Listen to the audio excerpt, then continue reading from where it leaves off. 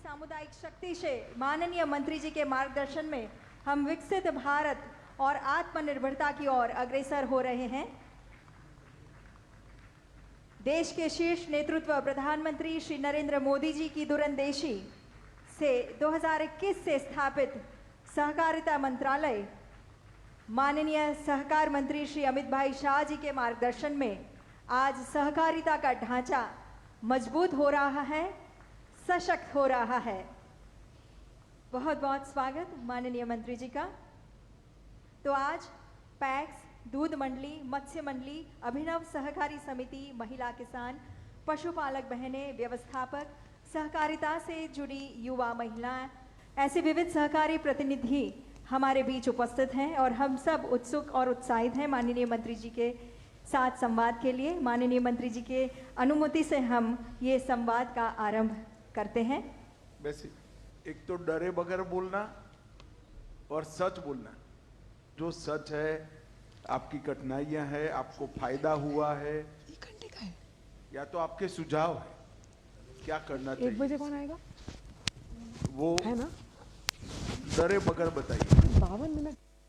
और आप बताएंगे तो आपके जैसी कई बहनें और आपके जैसे कई पैक्स के लोगों को ये सुधार का फायदा मिलेगा, क्योंकि अंततोगत्वा ये सारी योजनाएं पैक्स के जो मेंबर है या डेयरी के मेंबर है या मत्स्य पालन मंडली के मेंबर है, उनके फायदे के लिए।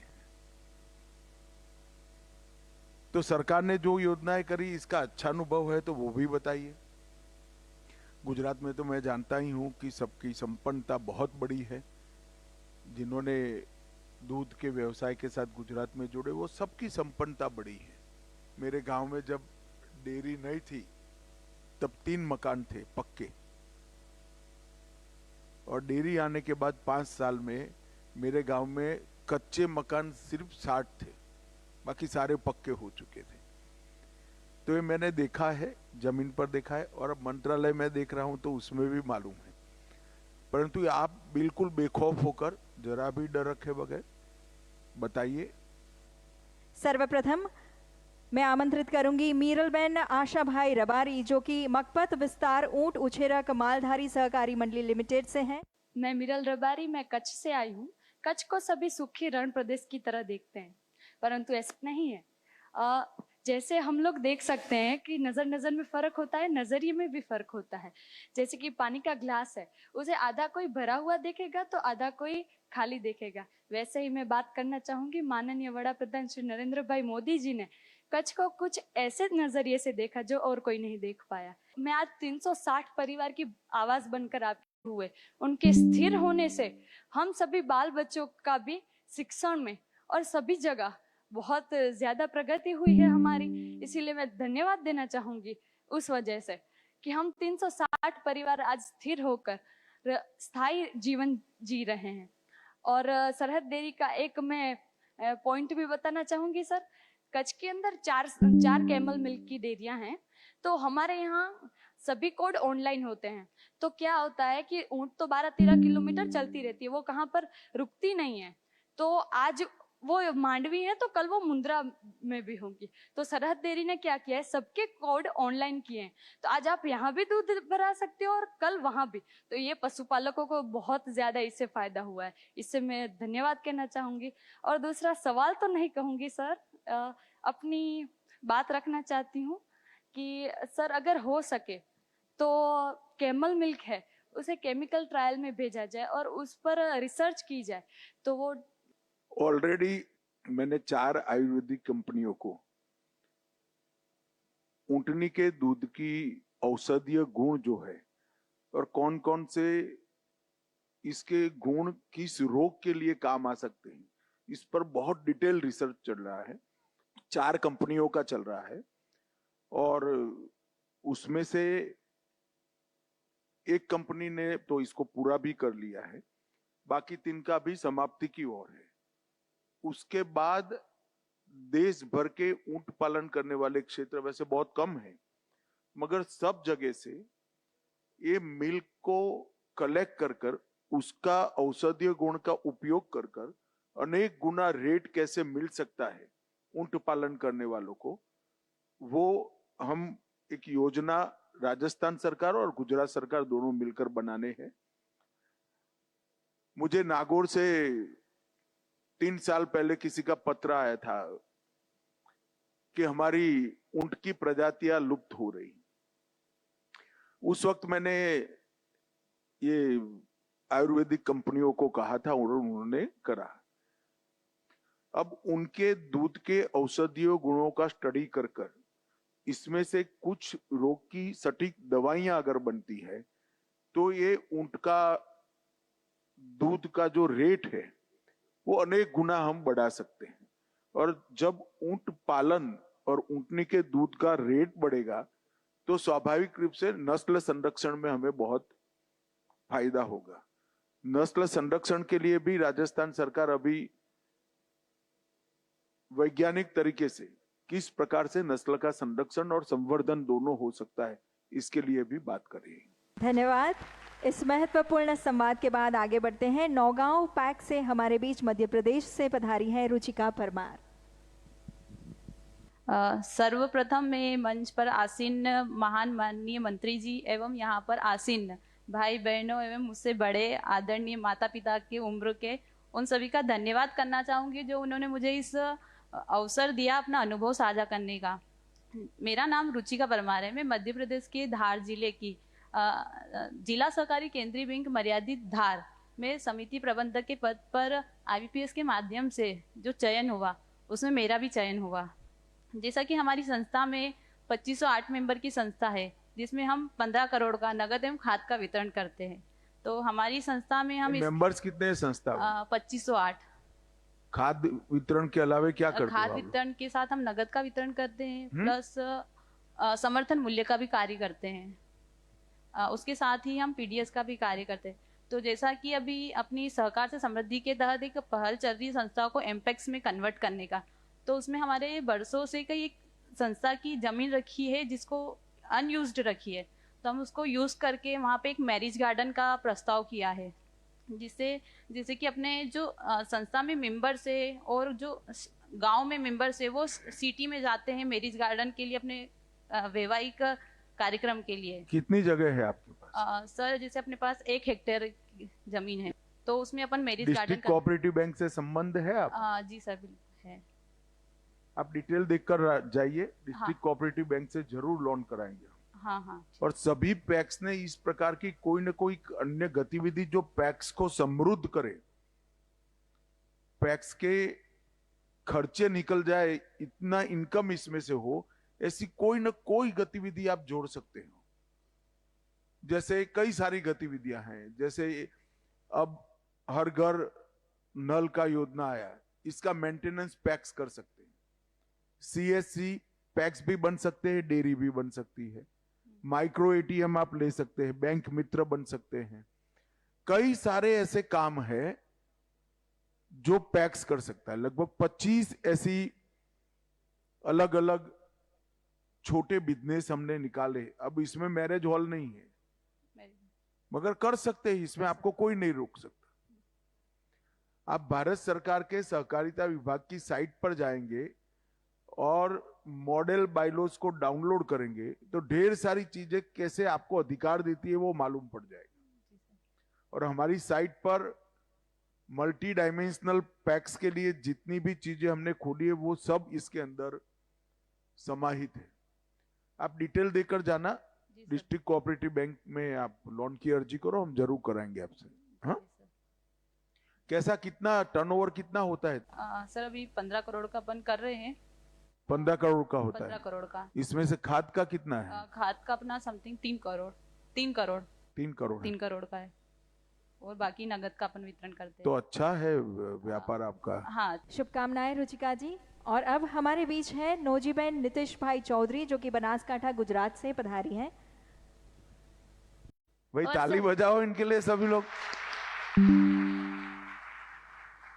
और सब हमारे गांव में आप आए थे तब से हमारे गांव में माइक्रो ATM की शुरुआत हुई। पहला हमारे गांव में कोई माइक्रो ATM के और कोई नहीं थे, એટલે हमारे गांव वासियों को दूसरे गांव में जाना पड़ता था। अब आपको मालूम है माइक्रो एटीएम हाँ, में माइक्रो नहीं सूद ब्याज कितना लगता है मालूम है? हाँ सर, ये तो એમનો વ્યાજ કોઈ ના લગે सभी मेंबर बन गए हैं, सभी मेंबर को मिलता है। ના सभी मेंबर नहीं है। तो हमारे ग्राहक मित्र છે ડેરીમાં ગ્રાહક મિત્ર છે 675 તેમાંથી 200-250 જેટલા જ 250-250 लोग बने हैं। हाँ, दूसरे लोग तो ऑनलाइन। रोज कितना दूध आता है आपकी? हमारी मंडली में 12,000 लीटर। 12,000 लीटर। हाँ, पहला हमारी डेयरी में જ્યારે हमारी मंडली ની શરૂઆત થઈ ને, गुजरात के बाहर के जिलों में जिले का 12,000 लीटर नहीं आता हमारी है। मंडली ની શરૂઆત થઈ ને ત્યારે 46 लीटर દિવસનો આવતો। और टोटल कितने पशु है मंडी से संबंध? એમની જોડે 100 પશુ છે। हैं? એમનો એકનો 1 વર્ષનો 1 કરોડનો दूध આવે અમારી 1 करोड़ નું? हाँ, भाई करोड़पति दूध बनाने वाले लोग है, ताली बजाओ आप। માઇક્રો એટીએમ ની તમે શરૂઆત કરાવી એ બદલ હું અમિત શાહ સાહેબનો ખૂબ ખૂબ આભાર માનું છું। બેન મારો આભાર માનવાની જરૂર નથી, ગલબાભાઈનો આભાર માનજો। हाँ, आपका डेयरी गलबाभाई ने बनाया था અમને और 50,000 उन्होंने રૂપિયાનો बड़ी ક્રેડિટ क्रांति કાર્ડ करी। પણ આપ્યો છે। आज बनासकांठा जैसे दूरस्थ एरिया में, मैं जब पैदा हुआ तब बनासकांठा में स्नान के लिए पानी सप्ताह में 1 दिन मिलता था। मध्य प्रदेश राजस्थान वालों को मालूम नहीं होगा, बनासकांठा और कच्छ ये हमारे यहाँ बहुत पानी की तकलीफ वाले जिले थे गुजरात में। और वहां आज एक परिवार 1 करोड़ रुपया साल का दूध में से कमाता है, ये बहुत बड़ी बात है भाई, और बहुत बड़ा परिवर्तन हुआ है। अभिनंदन नौजीबेन आपको इस सफलता के लिए। और अब हम आगे बढ़ते हैं, राजस्थान डूंगरपुर से हमारे साथ हैं सीमा भगत जी। सबसे पहले मंत्री जी और आप सभी को मेरा जय श्री कृष्णा। सबसे पहले मैं आपका आभार व्यक्त करना चाहती हूँ सर, मंत्री जी और पीएम सर का, कि हमने आपको हमें सहकार मंडल से जोड़ा। इसके लिए हम हमारी महिला समिति में जुड़ सके और हमने महिला को आत्मनिर्भर बनाने के लिए सोचा। हमने हमारी महिला गाँव के, हम जनजाति क्षेत्र की महिला हैं और हमारी महिलाओं ने हमें 50 मेंबर बनाए जो 50-50 रुपये से उनको बचत करना सिखाया। ये आपकी कोऑपरेटिव क्या करती है?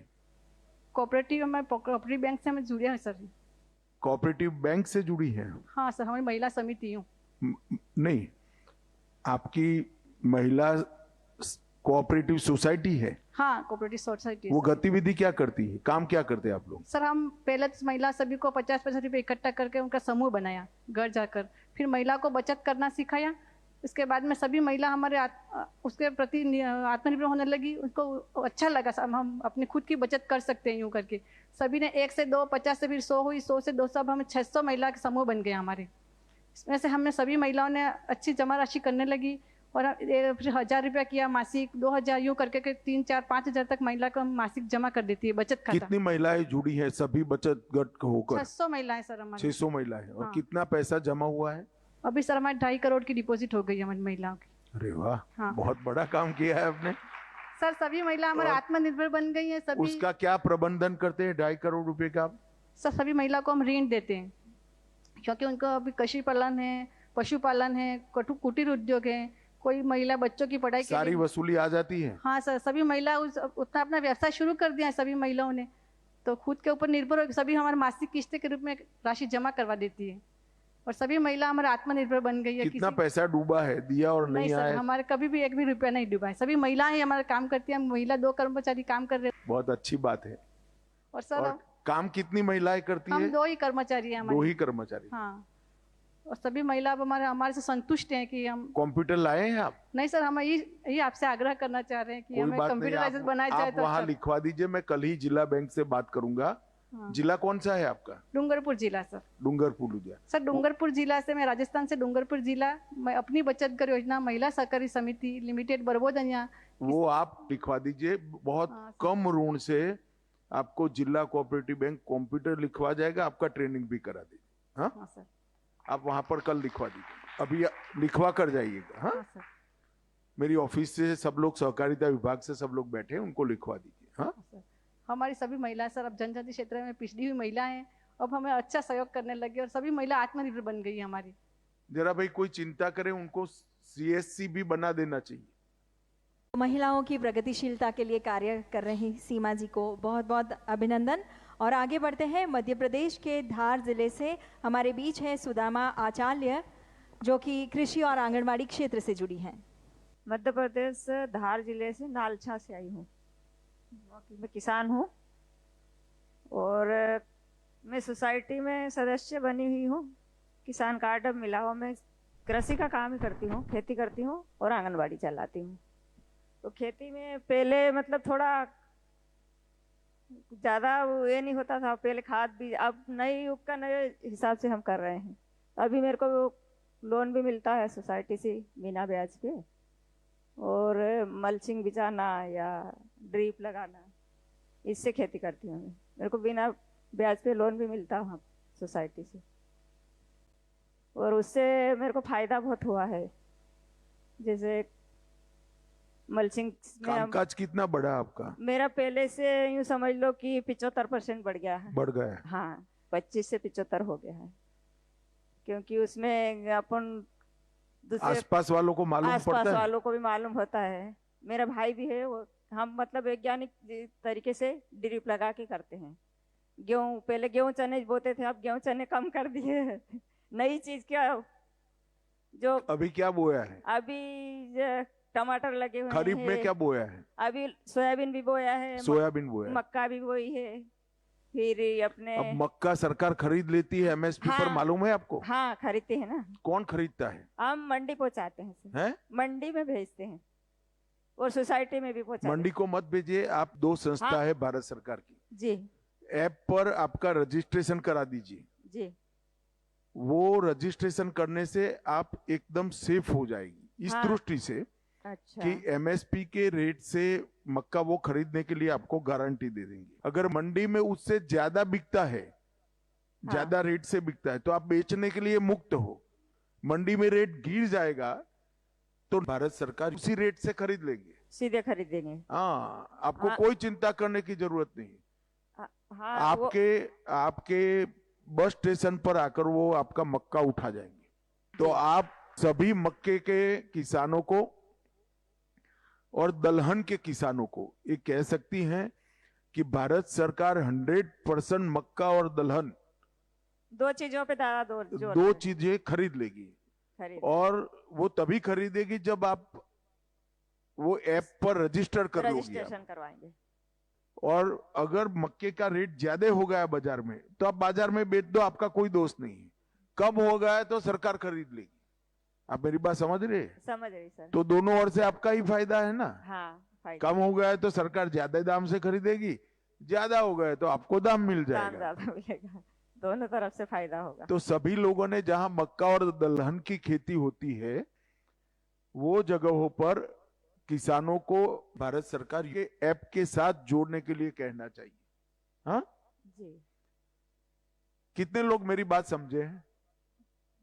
क्या? कोई सुझाव नहीं है ना आपका? कोई सुझाव है? सुझाव सर, अभी वो एक नई मशीन निकली है। अपने जैसे तो जैसे अपन खरीद सकते हैं, पर जैसे किसान कोई थोड़े गरीब है तो उनके लिए वो फायदेमंद। कभी मैंने सर को बोला है सोसाइटी में कि अगर आप मंगवा दो तो वो सब्सिडी मिलती है। हाथ से चलाने की मशीन, मक्का लगाने की, मजदूरी बहुत ज़्यादा हो गई, मजदूर मिलते नहीं अभी, तो बहुत परेशान होते हैं इंसान। अभी एक नई योजना आई है हमारी, अच्छा। जो पैक्स को ट्रैक्टर, मशीन, हाँ। काटने की मशीन, ये सब जी। लेकर सभी किराए से किसानों को दे इस प्रकार की। हाँ, और एक आप आपकी पैक्स का नाम लिखवा दो, हम योजना भेज देंगे उनको। अब हमारे बीच पधारी हैं पवित्रा जोशी जी, राजस्थान डूंगरपुर से कोकापुर लैम्प से जुड़ी हैं, अपनी बात रखेंगी।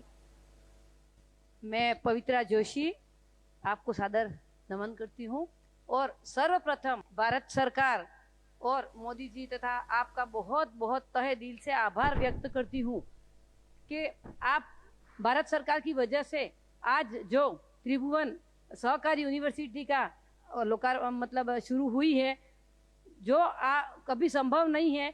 जैसे कि संसद में बिल पास होता है और 90 दिनों में ही उसकी शुरुआत हो जाती है। इससे बड़ा हमारे गर्व का दिन और कोई हो ही नहीं सकता। सर, मैं आपको बहुत बहुत धन्यवाद देना चाहती हूँ तथा मैं आपसे मतलब ज़्यादा कुछ नहीं कहना है, लेकिन हमारे डूंगरपुर डिस्ट्रिक्ट जो टीएसपी एरिया के नाम से है और ऐसे ज़िले में भी सहकार की भावना से, सहकार के सहयोग से लैंप्स खुले हैं। जो पहले 50 थे अब 150 हो चुके हैं और आपके सहयोग से ये जो आगे बढ़ रही है सहकार की भावना से, हमारे जो प्रचार प्रसार ज़्यादा हो रहा है, उसके लिए मैं भी आपको धन्यवाद करना चाहूँगी।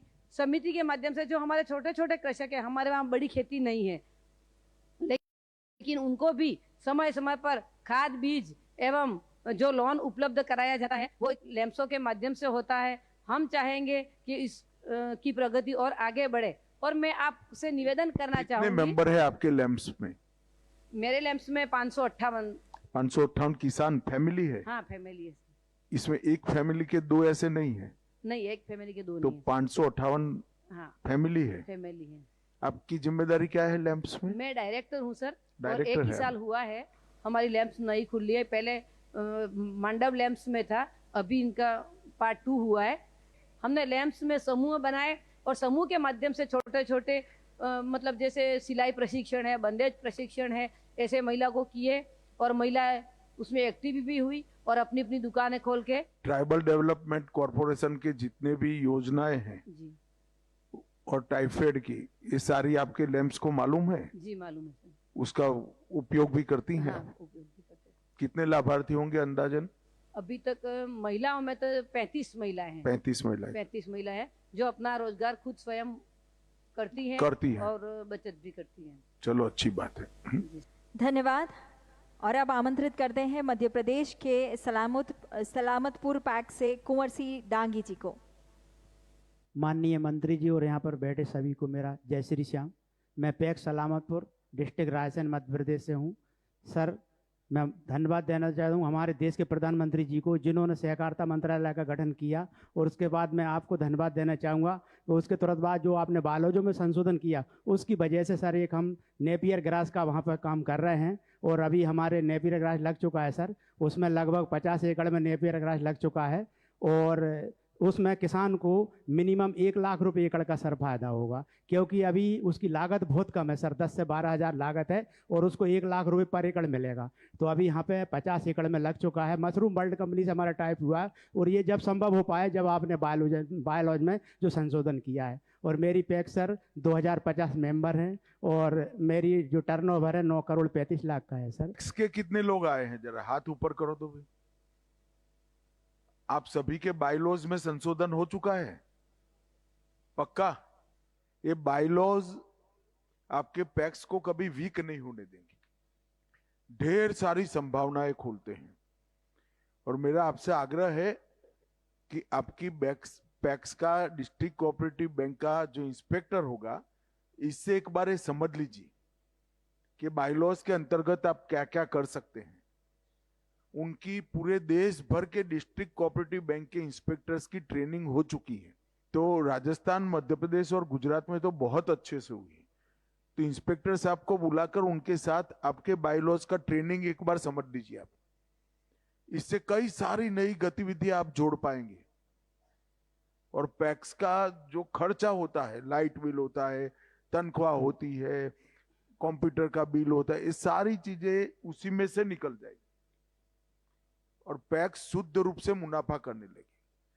परंतु एक बार आपको भी संचालक के नाते देखना चाहिए। कोई चेयरमैन साहब आए हैं पैक्स के यहाँ पर या सेक्रेटरी आए हैं? आप चेयरमैन हैं? चेयरमैन है कोई? आप चेयरमैन है दूध मंडी के? ठीक है जी। हमारी सोसाइटी में 2050 मेंबर हैं सर, 9 करोड़ 45 लाख का टर्नओवर है और हमारी समिति की वसूली 98% हो जाती है। सभी किसान समय पर हमारा 0% की वजह से समय पर चुकाते हैं सर। और आगे हमारी एक योजना है, माननीय प्रधानमंत्री ने जो अनाज भंडारण योजना देश में चला रहे हैं, उसके तहत में हमारे पास 2 एकड़ ज़मीन है सर। उसमें मैं ज़्यादा तो बड़ी नहीं, लेकिन 3000 टन का मैं उसमें वेयर हाउस बनाना चाहता हूँ, ताकि हमारे किसान को जब वो चाहे जब वो अपना अनाज अच्छे दामों में बेच सके, तो उसमें हम रखने की हमारी इच्छा है। और अब कविता जोशी जी हमारे साथ हैं, जो कि राजस्थान से पधारी हैं। तलवाड़ा लैंप्स में वे व्यवस्थापक हैं। सर मैं बांसवाड़ा ज़िले से हूँ, राजस्थान में बांसवाड़ा ज़िले से हूँ। सबसे पहले मैं अपने प्रधानमंत्री माननीय मोदी जी को बहुत बहुत अभिनंदन देना चाहती हूँ कि उन्होंने सहकारिता मंत्रालय का गठन किया। और आपको भी सर बहुत बहुत धन्यवाद देना चाहती हूँ कि आपने पैक्स कंप्यूटराइजेशन किया, जिससे समिति को बहुत फ़ायदा हो रहा है। जो काम करते हैं वो आसानी से हो जाता है। सर, मैं बांसवाड़ा ज़िले में एकमात्र महिला व्यवस्थापक हूँ। हमारी समिति खाद बीज का व्यवसाय करती है सर, और ऋण वितरण करती है। हमारे 395 सदस्य हैं, उनमें अभी FIG के माध्यम से सर 1,20,00,000 का लोन वितरण किया है। और जिन लोगों के फिंगर नहीं आ रहे थे, उनके मतलब जो बुजुर्ग है, बीमार है, उनके घर घर जाकर फिंगर लगाए सर। और अभी जो नैनो यूरिया के साथ में जो नैनो आ रहा है, उसका प्रचार अभी बहुत है। जोशी जी, ये नैनो देने के बाद थैली वाला यूरिया नहीं छिड़कना है। हाँ, सही है सर। किसान क्या करता है, नैनो भी छिड़क देता है। हाँ। और पंप से, हम और फिर लोगों को समझाते हैं सर, जो वो लेने आता है खेत उनको। में यूरिया भी डालते हैं, इससे हाँ। तो आपका क्रॉप जल जाएगा। हाँ, जमीन खराब हो रही है। तो जिसको नैनो की बोतल दीजिए, उसको बताइए ये थैली ही है। हाँ, नहीं समझा रहे सर बराबर लोगों को। बाद में थैली वाला यूरिया नहीं वो, हाँ। छिड़कना है। समझ रहे किसान क्या? जी सर, हाँ समझ रहे हैं। इफको की आप डीलर है, आपकी मंडली? हाँ, इफको से डायरेक्ट आता है खाद हमारे। कितना खाद बेचते हैं आप? अभी 18,000 सर निकलता है साल भर में। 18,000 यूरिया और 5,000 DAP। 5,000 DAP। जी सर। चलो, अच्छी बात है।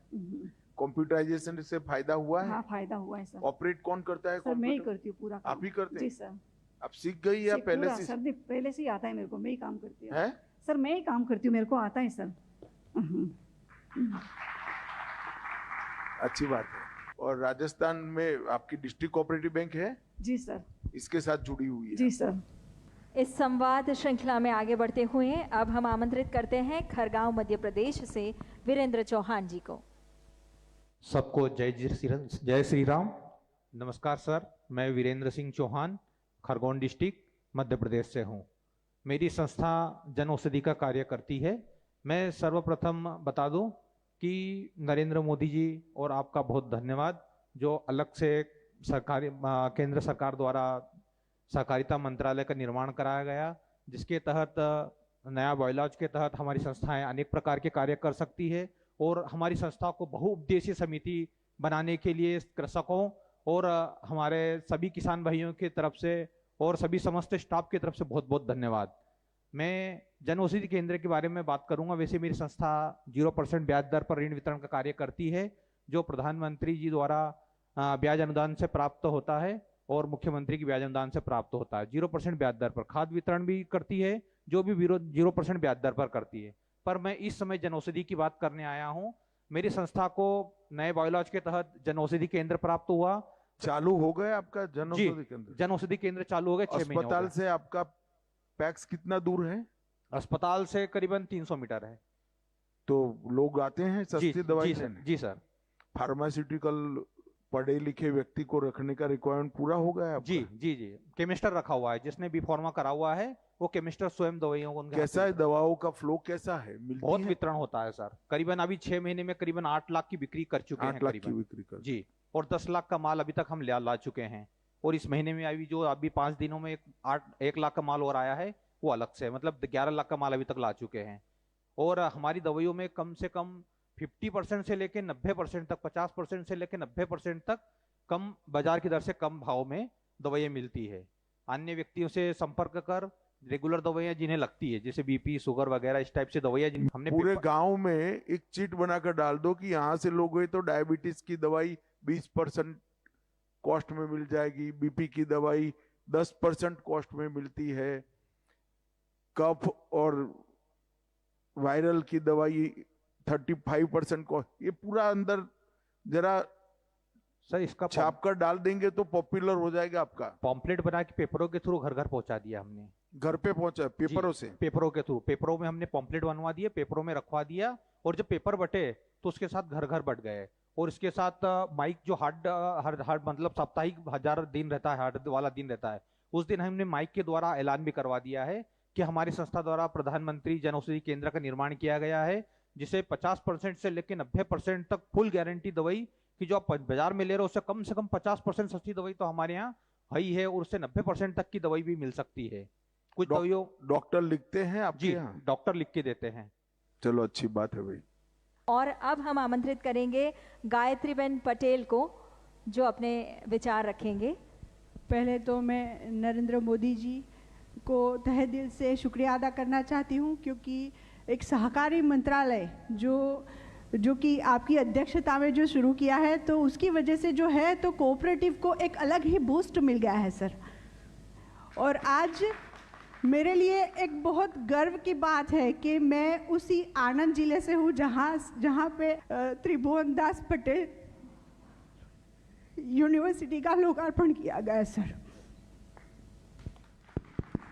पार्लियामेंट में त्रिभुवन काका के नाम का बहुत विरोध किया था कांग्रेस ने, और मैंने जमकर खिंचाई की थी कि इनके नाम से ही होगा। ताली बजाई थी सर उस टाइम पे भी मेरी आंख में ऐसे ही आंसू आए थे। आप अकेली नहीं है, पूरे गुजरात की महिलाएं त्रिभुवन काका को आशीर्वाद देती हैं। बहुत बड़ा काम हुआ है कि इनके नाम से यूनिवर्सिटी बनी है, और इन्होंने जो सच्ची कोऑपरेटिव की नींव डाली थी, इसके कारण आज गुजरात की 36 लाख महिलाएं 80,000 करोड़ का व्यापार कर रही। 80,000 करोड़। ये जो बहनें यहाँ कह रही ना 1 करोड़ का मैं दूध भरती हूँ, मैं 15 लाख का दूध भरती हूँ, 20 लाख का, ये त्रिभुवन काका न होते तो कभी न होता। कभी न होता सर। और मैं गायत्री पटेल उसी अजरपुरा गांव से हूँ जहाँ से अमूल की पहली नींव रखी गई थी। और 1964 में जब हमारे भूतपूर्व प्रधानमंत्री श्री लाल बहादुर शास्त्री जी एक रात के लिए रुके थे, और फलस्वरूप एनडीडीबी की रचना हुई और श्वेत क्रांति की शुरुआत हुई। मेरी बात करूँ तो मैं बीकॉम ग्रेजुएट हूँ और डिप्लोमा इंफॉर्मेशन सिस्टम्स मैनेजमेंट किया है। मेरे पिताजी जो है तो वो मुझे वकील बनाना चाहते थे, और मेरी इच्छा थी कि मैं शादी करके फॉरेन चली जाऊँगी, और मेरी शादी भी उसी लड़के से हुई जो यूएसए में था। लेकिन कुछ कारणों से मेरा जाना नहीं हो पाया, तो उनको वापस आना पड़ा। और आने के बाद मेरे ससुर जी की एक्सीडेंटली डेथ हो गई, और थोड़ी फिनेंशियली कंडीशन भी हमारी अच्छी नहीं थी। तो उस टाइम पे सोचा कि अभी ऐसा कुछ व्यवसाय सोचना पड़ेगा कि मम्मी को अकेला छोड़ नहीं सकते थे। तो इसके लिए हमने पशुपालन व्यवसाय को चूज़ किया। तो उस टाइम पे लोग बातें कर रहे थे कि भैया ये लोग फैमिली बैकग्राउंड मतलब घूमने फिरने वाले लोग हैं, तो पशुपालन में कैसे ही टिकेंगे, तो 1-2 साल में शायद बंद कर देंगे।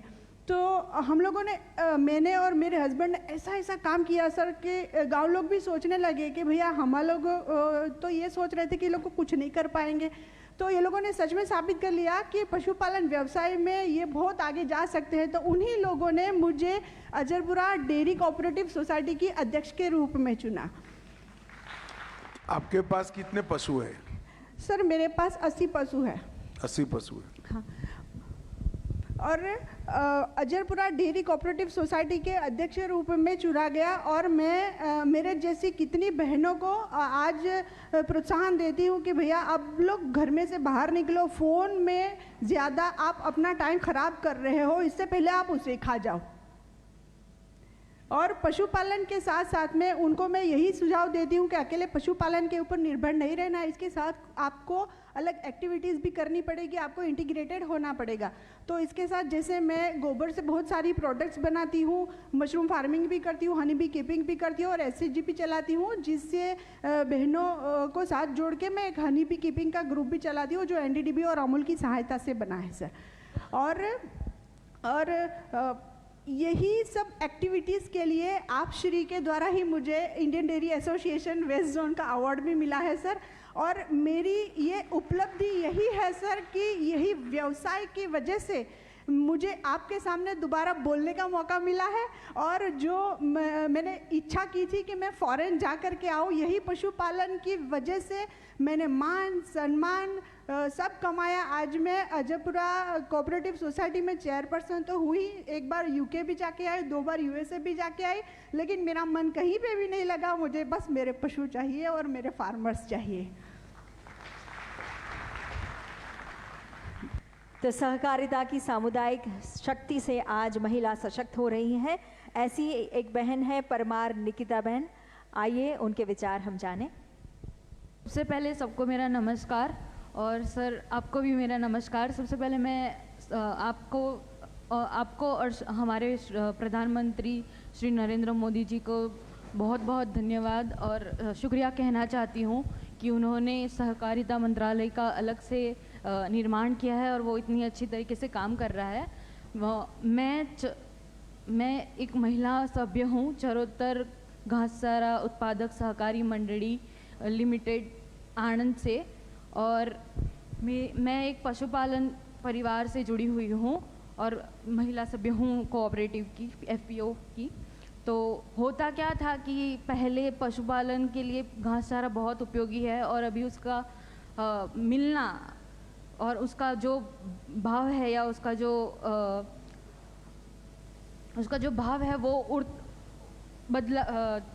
फ्लक्चुएट होता था। हाँ, फ्लक्चुएट होता रहता है, जिसकी वजह से हमारा जो पैसे हैं जो हम खर्च करते हैं उसमें भी बहुत ज़्यादा फ्लक्चुएशन होता है। पहले क्या था कि अभी मैं 1.5 साल से एफपीओ के साथ जुड़ी हुई हूँ और कुछ समय पहले तकरीबन 2.5 साल पहले मेरे पापा का निधन हो गया।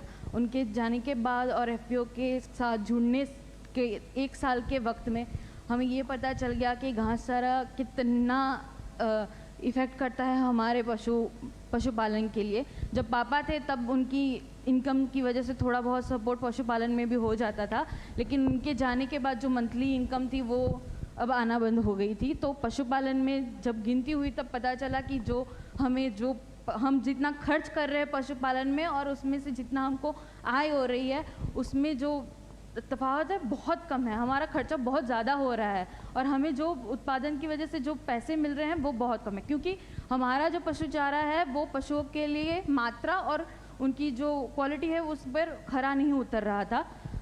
तो इसलिए जब हमको पता चला है एफपीओ के बारे में तब हम 1.5 साल पहले एफपीओ से जुड़े और एफपीओ की मदद से हमको बहुत ही अच्छे दाम में, सस्ते दाम में हमको घासचारा पशु रखे या नहीं रखे है सर? रखे हैं ना? हाँ है सर। अभी तो 2 ही हैं, लेकिन अभी एफपीओ के साथ जुड़ने के बाद एक पशुपालन की एक योजना के बारे में पता चला है जहाँ पे हमको लोन मिलता है 15 से 17 पशुओं के लिए और साथ साथ में उसके जो तबेला होता है उसके लिए भी लोन मिलता है। नहीं, डेयरी भी लोन देगी। हाँ, उसी के लिए पता चला है ना, अमूल से भी पता चला है, तो धीरे धीरे उसके बारे में भी करेंगे। अभी तो 2 ही हैं तो धीरे धीरे करके बढ़ाएंगे। और उसके साथ साथ साइलेज के अभी अच्छा खासे दाम में हमको एफपीओ के थ्रू मिल जाता है, घर बैठे आ जाता है। तो उसके लिए भी उसकी वजह से चारा देती हो सर? लीला घास चारा हम 40 केजी तक देते हैं, लेकिन साइलेज जो है वो हम एक गाय को 20 केजी देते हैं।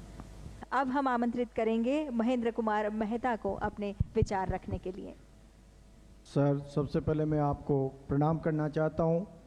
आदरणीय प्रधानमंत्री जी की जो सोच थी कि किसान को कैसे सक्षम बनाया जा सकता है, तो सर उन्होंने जो अन्न भंडारण की योजना चलाई उसके तहत हमारी समिति को 5000 मैट्रिक टन का अन्न भंडारण बनाया। अन्न भंडारण बनकर हमारा तैयार हो गया था सर। जो अभी सीजन में गेहूं की खरीद चल रही थी, गेहूं की खरीद में समर्थन मूल्य पे गेहूं की खरीद होती है सर। अनुबंध किससे किया है सर? एफसीआई को दिया है। एफसीआई को 2.5 रुपये पर बैग में दिया है सर। तो एफसीआई कितना किराया आएगा सर? 80,000 कट्टे भरे हैं अभी उन्होंने, तो 2 लाख रुपए महीना। 10 मई से भरा था सर, तो 10 मई से 90,000 रुपये तो मई का किराया जुड़ा और इस जून का 2 लाख रुपए बना है सर। तो आप सभी का बहुत बहुत धन्यवाद। हम सब ने अपने अनुभव मंत्री जी से साझा किए हैं और माननीय मंत्री जी के मार्गदर्शन में आज सहकारिता से आत्मनिर्भरता का मार्ग भारत प्रशस्त कर रहा है। आइए हम सब हृदयपूर्वक निवेदन करते हैं माननीय मंत्री जी से इस अवसर पर हमारा मार्गदर्शन करें। मेरा आप सभी से 2 ही निवेदन है। त्रिभुवन काका के नाम से त्रिभुवन सहकारिता यूनिवर्सिटी का शिलान्यास हुआ है। इस सहकारिता यूनिवर्सिटी का नाम त्रिभुवन काका के नाम पर इसलिए रखा था कि आज देश भर में मैं जाता हूं, हर जगह पे, चाहे कर्नाटक हो, चाहे उत्तर प्रदेश हो, चाहे हरियाणा हो, चाहे महाराष्ट्र हो, चाहे बंगाल हो, छोटी छोटी गरीब परिवार की महिलाओं ने आत्मनिर्भर होकर अपने बच्चों को बहुत पढ़ाया लिखाया, आगे बढ़े हैं। कई जगह पे गुजरात जैसे राज्य में जहां कोऑपरेटिव एस्टेब्लिश हो गई, वहां 1-1 करोड़ रुपया की कमाई होती है। ये मूल विचार जो था वो त्रिभुवन भाई पटेल का था, और वो व्यक्ति ने अपने जीवन में अपने नाम के लिए कुछ नहीं कहा। इतना बड़ा काम करने वाला व्यक्ति, जब मैं पार्लियामेंट में उनका नाम बोला तो देश भर में ये सवाल था कि ये कौन है। 1 महीने में सभी लोग सोचते हैं कि ये बुरी बात है, मगर व्यक्ति के लिए बहुत बड़ी बात है कि इतना बड़ा काम करने के बाद भी अपने लिए उन्होंने कोई प्रसिद्धि नहीं करी, केवल और केवल काम करते रहे। और इसीलिए कांग्रेस के विरोध के बावजूद हमने यूनिवर्सिटी का नाम त्रिभुवन दास पटेल के नाम पे किया है, क्योंकि उसका अधिकार है अब ये यश लेने का। डेयरी के क्षेत्र में ढेर सारा परिवर्तन हम ला रहे हैं। यहाँ बहुत सारी बहनें डेयरी की कोऑपरेटिव चलाने वाली हैं। अब हम आने वाले दिनों में गोबर का प्रबंधन, उनके खान पान का प्रबंधन, पशु की हेल्थ का प्रबंधन और गोबर के उपयोग से आपकी कोऑपरेटिव की कमाई बढ़े, इसके दिशा में अब छोटे छोटे देश भर में बहुत प्रयोग हुए हैं। हमें सारे प्रयोगों को संकलित कर कर वो प्रयोग का फल हर कोऑपरेटिव के पास पहुंचे, इसके लिए भारत सरकार योजना बना रही है। मेरी 2-3 बैठकें इसके ऊपर हो गई है। मैं आपको विश्वास दिलाता हूं कि 2-3 साल में हर कोऑपरेटिव, जो दूध कोऑपरेटिव है, उसका गोबर, जैसे बहन जी ने कहा कि ऑर्गेनिक खातर बनाने के लिए उपयोग होगा, गैस बनाने के लिए उपयोग होगा और कई प्रकार के उपयोग उसमें से होंगे। और आने वाले दिनों में गांव में 500 परिवार मानो दूध उत्पादन का काम करते हैं। इसमें से 400 कोऑपरेटिव में होंगे, 200 प्राइवेट दूध वाले को दूध बेचते होंगे। उनके पशु के गोबर का काम भी हम कोऑपरेटिव को दे देंगे, उनके टीकाकरण का काम भी करेंगे, पशु आहार देने का काम भी करेंगे। तो सभी लोगों ने अपनी जिला डेयरी के साथ संपर्क बनाए रखें। 6 माह में सारी योजनाएं कॉन्क्रीट स्वरूप लेकर आपकी कोऑपरेटिव तक पहुंच जाएगी। परंतु मेरा आप सभी से दूध उत्पादक मंडियों से आग्रह है कि त्रिभुवन काका की एक फोटो जरूर अपनी कोऑपरेटिव में लगाइएगा, जिन्होंने गुजरात की सारी कोऑपरेटिव की बहनों को इतना समृद्ध किया है। और उसी के पैटर्न पर, जैसे आनंद से बहन जी आई, उन्होंने क्या, इनके गांव में लाल बहादुर शास्त्री जी एक दिन रुके थे, त्रिभुवन काका उनके साथ में रुके थे और शास्त्री जी को उन्होंने कन्विंस किया कि ये सिर्फ गुजरात में क्यों, इसके आधार पर नेशनल डेयरी डेवलपमेंट बोर्ड बना और नेशनल डेयरी डेवलपमेंट बोर्ड से आज 19 राज्यों में इस प्रकार की कोऑपरेटिव दूध की गतिविधि चालू हुई। तो यहां से आनंद के तहसील से जो काम शुरू हुआ वो आज 19 राज्यों में पहुंच चुका है। दूसरा, हमारे सामने बहुत बड़ा काम है और विशेषकर कोऑपरेटिव सेक्टर ने उसको सोचना चाहिए। मैंने तो तय किया है कि मैं जब भी रिटायर्ड हो जाऊंगा, मैं मेरे बाकी का जीवन वेद, उपनिषद और प्राकृतिक खेती के लिए खर्च करूंगा। ये प्राकृतिक खेती ये इस प्रकार का एक वैज्ञानिक प्रयोग है जो कई प्रकार के फायदे देता है। फर्टिलाइजर वाला गेहूं खाने से कैंसर होता है, बीपी बढ़ता है, डायबिटीज होती है, थायराइड की प्रॉब्लम आती है। शुरू शुरू में तो हमें मालूम नहीं पड़ा। तो खाने वाले के शरीर को अच्छा रखने के लिए फर्टिलाइजर केमिकल बगैर का खाना खाना, इसका मतलब है दवाइयों की जरूरत ही नहीं पड़ेगी। दूसरा, उत्पादन बढ़ता है। मेरे खेत पर मैंने प्राकृतिक खेती अपनाई है।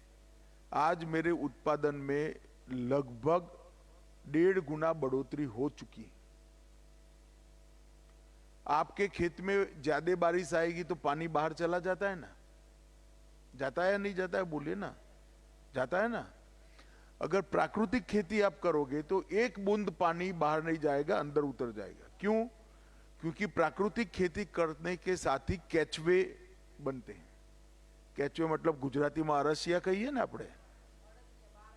अब આપણે फर्टिलाइजर डाल डालकर सारे केचवे मार दिए। ये बड़े बड़े यूरिया के कारखाने डाले हैं, डीएपी के कारखाने डाले हैं, एमपीके के कारखाने डाले हैं, मगर हर केचुआ यूरिया, डीएपी और एमपीके का स्वयं कारखाना है। वो मिट्टी खाता है और खाद बनाकर बाहर निकालता है। मगर हमने जब यूरिया डाला तो केचुआ मर गया। देसी गाय के गोबर से जो बहन जी ने प्रयोग किया है, जीवामृत और पेस्टिसाइड्स भी उसी में से ही बनते हैं। सिर्फ इतने आपको 5 प्लास्टिक के पीप खरीदना है बस। और एक देसी गाय में 21 एकड़ का खेती हो सकता है। 21 एकड़ का सिर्फ एक गाय में। और गुजरात में तो गाय के, जो देसी गाय पालेगा, प्राकृतिक खेती करेगा, गाय के रख रखाव के लिए 900 रुपया उसको सरकार देती है। आपके नाम पर चेक ही आ जाएगा 900 रुपये का। इससे आपका उत्पादन भी बढ़ता है, खाने वाले की सेहत भी अच्छी होती है, धरती भी हमारी अच्छी हो जाती है, पानी का भी बचाव होता है। सभी प्रकार से प्राकृतिक खेती हमारा फायदा करता है। और भारत सरकार के सहकारिता मंत्रालय ने प्राकृतिक खेती का जो अनाज है वो खरीदने के लिए कोऑपरेटिव बनाई है। और बहन जी को गेहूं का भाव 2 गुना मिला, मगर एक गेहूं अमेरिका जाता है तो 6 गुना मिलता है। तो वो एक्सपोर्ट करने के लिए भी हमने कोऑपरेटिव बना दिया है। तो सभी लोगों ने, दूध का व्यवसाय करने वालों ने अपने गोबर के लिए भी चिंता करनी चाहिए। और गोबर का उपयोग केवल और केवल प्राकृतिक खेती में करते। बहुत सारे किसान गोबर को ऐसे ही डाल देते खेत में। एक छोटा सा प्रोसेस कर चूना, गुड़, गोबर और 2-3 हल्दी और 2-3 केमिकल डालकर अगर आप जीवामृत बनाकर डालते हो, इसको हिलाकर 36 घंटा रखना पड़ता है। तो एक गोबर कभी यूरिया न डाल पाए ऐसे खेत की रचना करेगा। और आप यूरिया का जो खर्चा करते हो, वो सारा खर्चा बच्चों को अच्छा खाना खिलाने में करिए, खिलौना लाने में करिए और बच्चों को नए कपड़े दिलाने में करिए। आपका उत्पादन भी कम नहीं होगा,